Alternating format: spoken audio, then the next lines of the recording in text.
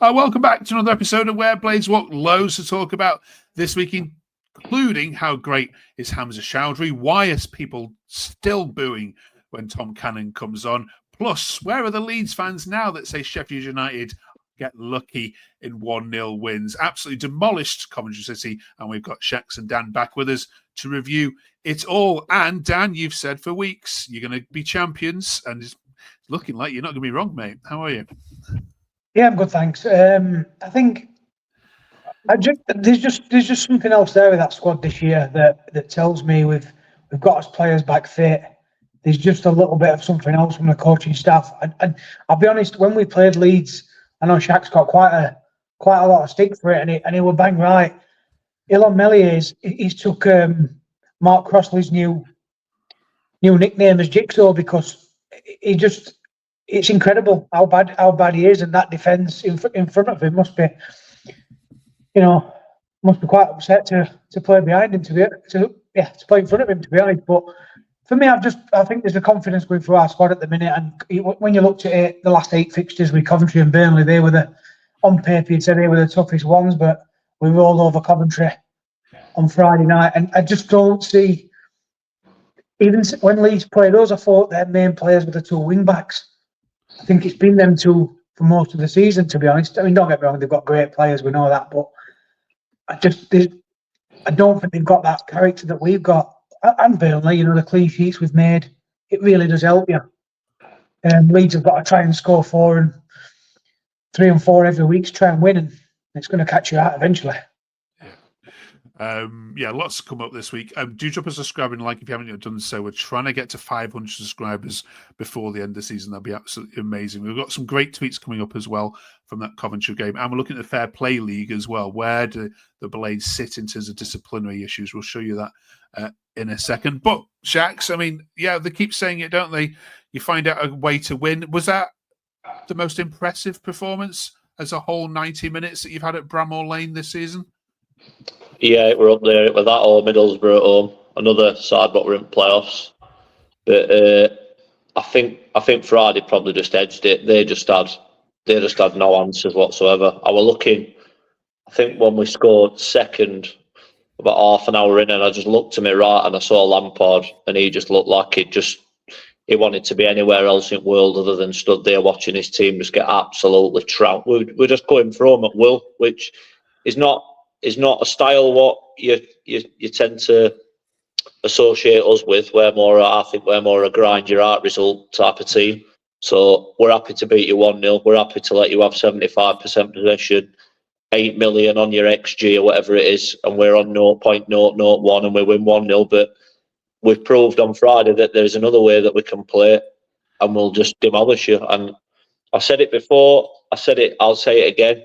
There's 3 teams in that league. There's Leeds, Burnley, Sheffield United. Every other team in that, when we come up, when people say, "Oh, Wednesday, they're in a bit of form," they're not good enough. There's levels, and Coventry are exactly what Sheffield went. They're just mid-table, and they're just there to get hammered. They might sneak in playoffs, but the gulf between us 3 and everybody else just gets more apparent and Sunderland, to be fair, don't forget them. They keep winning.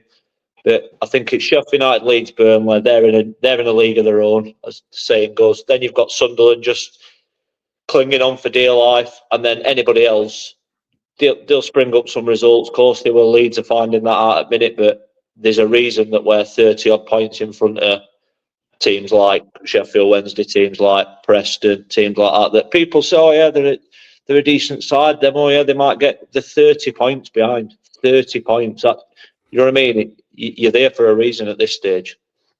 And Coventry found that out on Friday night. They can have had as good a run as they want, but they're not at that level. All right.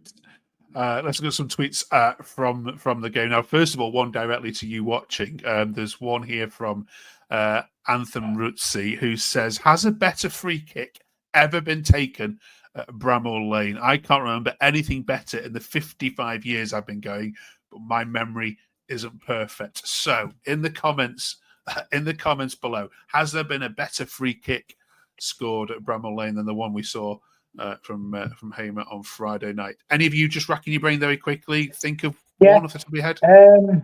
Vasper Bocky's for me at Cop End against Sunderland. in first leg at playoffs. He just did it. He seemed to do it on a regular basis. It was just outstanding, the technique. I mean, don't get me wrong, Gus's was magnificent, but Vasper Bokis for me, and I think there was not at Bramall Lane, but there was a James Beattie one against, could have been Burnley at Turf Moor, which was outstanding. But I mean, don't get me wrong, that technique the other night on that, with 2 goalies, you're not saving that, to be fair. Yeah, absolutely. Let us know in the comments. Let's look at some more. Simon says 4 points of our feeder club. Blade's brilliant tonight. Baz Lord said that was class. Well done, Wilder. I'm sure a few raised eyebrows at the start, but what a performance. I'm loving the new Rian Brewster. Keep them coming. So glad for you. Keith says win easily. Bloody biased commentary on ITV4. Think they're in Lampard's fan club.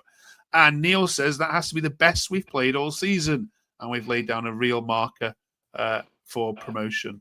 Who stood out for you, Shex, in terms of players? We'll talk about Hamza Chowdhury in a minute, so leave him aside. But who else? It's hard. I mean, Siriki, first 15 minutes, it looks like he's never kicked a ball in his life, but I've seen that in a couple of his games. But then after that, he just turns into a different animal. Like how he runs with that ball from where he sets off to where he ends up is just frightening. To think that we've got 2 Premier League right backs on loan, and I don't think either of them look half as good as him. So he were quality. Peck, I'm running out of things to say about him. I genuinely don't know what to say. I said to my daughter overnight, I said he's one of them players where he's not brilliant at anything. He's just really good at everything, and I think I'd rather that in him. You know what I mean? He's just, I can't think of a bad point that he's got. That he never stops running. He's into every single challenge. He's got skill. He can pass a ball. He's just another level to me at minute, Peck. And yeah, well, we're going to talk about Choudhury, but that midfield that they've got at minute, how they've settled that. I mean, I've talked about O'Hare in past. It's no coincidence that he's been dropped last couple of games, and we seem to have gone up a level. And I think that's not. I'm not knocking him, but I just think that there's better players. Like I said all along, I think that midfield, what they've got at minute with brereton-diaz, Aimer, Brewster, Peck, Choudhury, I just think that they're just like warriors. You know what I mean? They're into everything. They're into every challenge. They didn't get Coventry a second overnight, it just showed how well they've clicked as a midfield and as a team, because like we've just talked about it. How do you pick a good player out of that overnight? They all played well. Yeah, great shouts. 4 in 5 for Tyrese Campbell as well. Now, Dan, I mean, who saw this coming at the start of the season? Yeah, I think it were one of them free agent signings where it's not really a gamble. If it don't work out, you've brought him in for free. But to be honest, before his injury, he was on fire, and he's come back exactly the same. And it's just his all-round play, really. His hunger, his desire to want to get in box and different types of goals. He can run each channels as well, as we saw against Wednesday. So I think probably the best free signing of the season, and probably. Yeah, I think probably, arguably, you could say he's probably best forward in division as well. I mean, on current form, there's not many that's been as good recently. I mean, he's only scored 10 goals, but for that, he's had a large chunk of that injured. Yeah, yes. Well, Stoke City fans can't believe it every time they come home and from their game and see that he's scored again. Unbelievable. Right, let's get to before, Mark, nobody wants to play for Stoke. You know, when you move from clubs like that to clubs like ours, and they say, "Oh, they can't believe they're doing that." Who wants to play? Imagine what's his incentive to get out of bed and go and play bloody Bet 365, whatever it's called. He's at a proper club now. He's going places. What a player! Careful, you've still got to go there. Don't forget, haven't you? Last away trip, is it? Right. Let's talk about Hamza Chowdhury then, please. Shex, how good is he? When Sousa's been injured, of everybody, Wednesday game included, were worried. Like, I don't know anybody that didn't say that. Oh, we're going to miss Sousa. But I genuinely think with Choudhury in that side, we don't miss Sousa, and that's That's not knocking Sousa. That's just a compliment to how good he is. The man is the brick wall. I've never seen a player what's just so prepared to just sit in that like DM role, whatever you want to call it. He mops up. He cleans up mess when others sometimes they might get dispossessed. Ava might try something fancy, it don't come off. Bang, Choudhury's there straight away. Anybody breaks that wide press like they get round Siriki other night, who's there? Choudhury straight away. If you get ball to Edra's box and you want to shoot, who's there? Choudhury, head him away. It's just that to me is the signing of the season at the time that we signed him, because I think when we got him in January, everybody would have looked at Tom Cannon, 10 million. Everybody would have looked at other signings. But for me, Choudhury to come in when he did, he softened the blow of losing Suter as well. So we lost Suter, which would have probably defensively made us a lot weaker. But I think with Anel, Robinson, with Choudhury just sat just in front. I mean, I don't know what Dan thinks, but I just think that the bloke's a machine in that role. Yeah, Dan? I agree. Again, talked to Leicester fans last year, who is one of the reasons that Leicester got promoted. I'm surprised he's not getting absolutely smashed every week in Premier League, and you've got Choudhury out on loan. Choudhury and Suter earlier on in season. That strange tool to loan out to me with them. Yeah. I mean, there's lots of knockers of Sheffield United saying, look, this side, if it goes up, it'll come straight back down again and so on. But I genuinely don't think it will, because I think there's a good spine here, and I think it's gonna go a lot closer than the last Sheffield United side that was in the Premier League. I think this one is definitely stronger. All right then, Dan, let's focus on the slight negatives then. So Tom Cannon is brought on, and throughout the stadium you can audibly hear the groans from a section of fans. Why is that still happening, and should it? Well, mine and our fans' relationship's not great. I think I sit around people who are just backward in coming forward, should I say. I don't get the logic of having a go at players. They've done it with Kiefer Moore. A lot of these fans have said the same over the years about other players, and then these other players are performing, and now they're heroes. Tom Cannon's been brought in to score goals. He's a box player. He's a Billy Sharp player. He's not a player that's going to do what Tyrese Campbell's done. All the forwards are different. The different types of forwards. That's why you sign different forwards. You don't sign players that are the same. Tom Cannon's coming to an unbelievably confident, very good team, and he doesn't ask to be bought for £10 million. It's madness. It's just madness. He's come on. The other night, I think he's done all right. To be fair to him, he's got a couple of opportunities. He's trying to shoot. He's trying to make an impression, and because he's being paid £10 million. Because they've paid £10 million for him. I just don't get it, Mark. It just every week it's after such a good result, regardless of what you win. There's sections of people that are just. I don't know how they get through everyday life. I don't know how they manage to put 2 feet forward and walk out of house. I don't understand it. I'm sorry, I just don't. And if I could sit in that ground by myself, I would, because I just can't. I can't deal with him. I think with Cannon, I mean, it might sound ridiculous. I think he's trying too hard, if that's possible. Yeah. I think when I see him come on, I think sometimes I like Cannon. I think he'll come good. I think he's a young lad. He's coming, like Dan says, he's coming to a team that's already playing well. So if we'd have been rock bottom, or we'd have been down near the bottom and he'd come in and scored a couple of goals, it'd have been best since sliced bread. But because he's coming into a side that's already playing well, I think he's probably trying harder. It looks to me like he's trying so hard to get that goal when maybe he could have just laid it off overnight rather than going for that shot. But he wants to make an impression, doesn't he? I dare say if Kiefer Moore had come on the night, it'd have been exactly the same. They need to make an impression, or you're not getting on. We've got players now like Rack-Sackett other night. He didn't even get on, you know what I mean? He'd have probably tried bits of skill, what he wouldn't have normally tried, trying to impress. So I agree with Dan. I think getting on his bike's just ridiculous. If he's trying too hard, when that first goal comes for him, he'll be a good player for us. I'm sure he will. Okay. All right, then off to Oxford we go. Any of you ever been there? That is new ground for either both of you?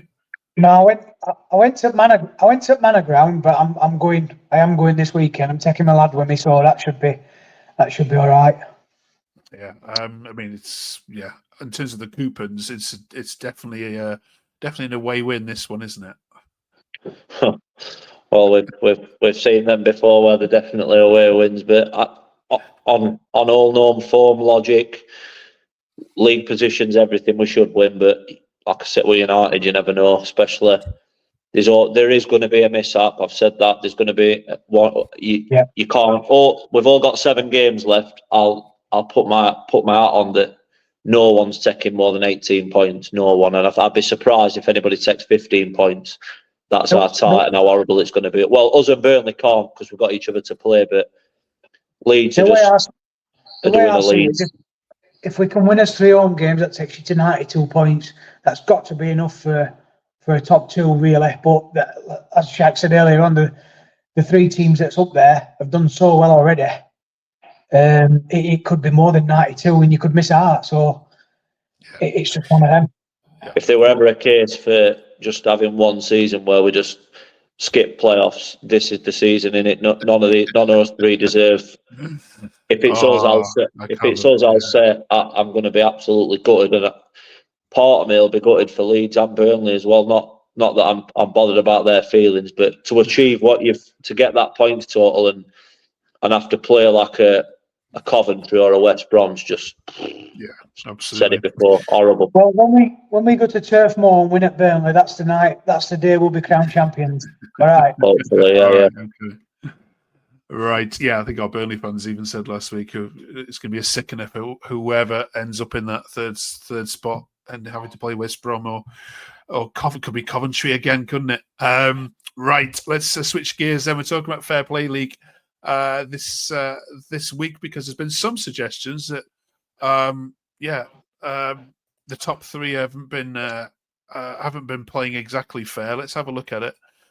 Leeds actually topped the Fair Play League in terms of cards and red cards and yellow cards. United are 10th of the dirtiest side. At least it's something that Leeds are going to win this year. I mean, does that surprise you? I mean, 78 yellow cards, 2 red cards. Of course, that one for Nell as well early in the season. So when you mention them, like they start springing back like cards that we've had, and honestly, I'm not saying it because I'm a blade, but some of them cards are ridiculous. An L's red card away at Coventry. Kids come up, slapped him on back of head. He's got up, he's reacted. He didn't touch him. He never touched his face. Kids laughing about it 20 seconds later. That to me, and then there's been countless yellow. Brereton-Diaz's yellow card at Hillsborough. Patterson's kicked ball at him. He's jumped up and said, like, what's that about? He didn't touch him. He didn't put his hands in his face. He's not touched it. They both get booked. And there's all sorts of little ones I could think about if I went back through games. And we do pick up a lot of stupid like yellow cards. Probably you could call it ill discipline. And I should imagine Wilder gets. Aimer seems to get a stupid yellow card every other game for just tugging someone's shirt or pulling somebody back, and it's probably a bit of naivety sometimes. But we've got to be up there. If there were a table for stupidest cards, we'd definitely be up there. Definitely.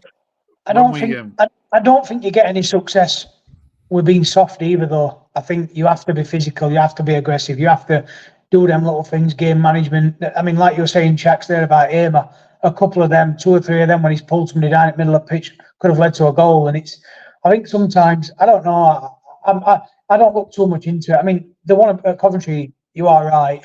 I think that's not ridiculous. A red card. That's not even a yellow card, is it? The one at Hills was ridiculous, but for me, you don't get anywhere by being soft. I'll be honest. You know, when you've got Jack Robinson in your back four who loves to go through people and smash people, and Sidney Peck who wants to fight with everybody that he sees. I love all like that. It's just. I remember a few years ago they were a Swansea side, but they've always been like it. But Swansea just that mid-table, just like lovely passing, but they don't score many goals. They don't let many goals in, and they've come to Bramall Lane and they're not even put a challenge in. Just a boring like boring.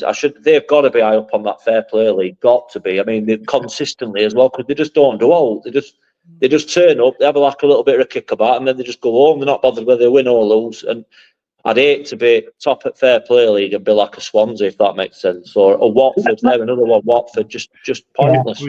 If we have a look at the player fair play league in terms of the dirtiest players in the whole league, would it surprise you that there's 2 Blades players in the top 10, and actually the top 1 in the whole league is a Blades player? Would that surprise you? Jack Robinson. No, I'm gonna go Gus. I'm gonna go Anel Ahmedodzic and Gus Eamer. Yeah, absolutely spot on. Yeah, Anel is the dirtiest player in the whole league. 10 yellow cards, 1 red, and also the second player in the league is also from a Sheffield club as well in Bernard. And the Hamer is the 9th dirtiest there at the bottom. They're all dirty though. Yeah, I mean, look at that list: Greenwood, Varane, Marlon, Peck, and Portsmouth. I mean, yeah, crikey. So, what about that kid? That kid from Preston's got to be on there. Osmajic. He's got to be on there. Or is he in his own league? Yeah, in his own league, isn't he? Right. Thanks for that, you two. Finally, this week it's club versus country row, which always comes up, of course, during international break. So here we go then. Sheffield United win the FA Cup, Dan, or England to win the World Cup. You can't have both, you can have one. Absolute no-brainer. Sheffield United to win the FA Cup. Absolutely no-brainer. Not interested. I'd love England to win World Cup, but absolutely not interested. I'd rather Sheffield United win League Cup. Okay. I'd rather win playoffs. I'd rather win Championship. You know what I mean? For me, yeah, that's it for me. Yeah, I didn't think I needed to ask you, but here we are. Shax? 100%. I'd rather United win Johnston's Paint Trophy, EFL Trophy. I'd rather United win all than England. I watch England. I want them to win. I want them to win, of course I do. But Sheffield United's my love, my priority. Championship football to me is just. I'd rather that international break we've just had. I actually tried new manager Tuchel. I tried to sit down and watch it. Within 20 minutes at first game, I'm falling asleep, looking around for things to do. Second game might have lasted half an hour. I'm just bored stiff. I can't wait for the Championship to be back. Sat and watched Preston today against Villa in FA Cup. That were a far better, more interesting game than all I've seen from England in God knows how long. It's just not. I do try, but it's just not for me. Have you had many people, Mark, that have actually said country when you asked that question? Sunderland said country. The only ones. Right. Oh yeah, interesting. Yeah, which is, I don't know. It might go by region. I'm not sure, but they're saying that because Newcastle have just won League Cup. That's so right. They're going to try. They're going to try and belittle Newcastle's League Cup with by saying that they're not interested in it. Yeah, absolutely. Yeah. Right, we will see you next week when you've all had a nice trip to Oxford. Enjoy the three-sided stadium, and we'll see you in 7 days' time to review it all. We've only got 6 more records left, so do let us know in your comments, especially about the best free kick you've ever seen at Bramall Lane. We'll read some of these out next week. Thank you very much for watching. Have a great week, everyone. These early light nights, I think, great. Yeah. See you next week.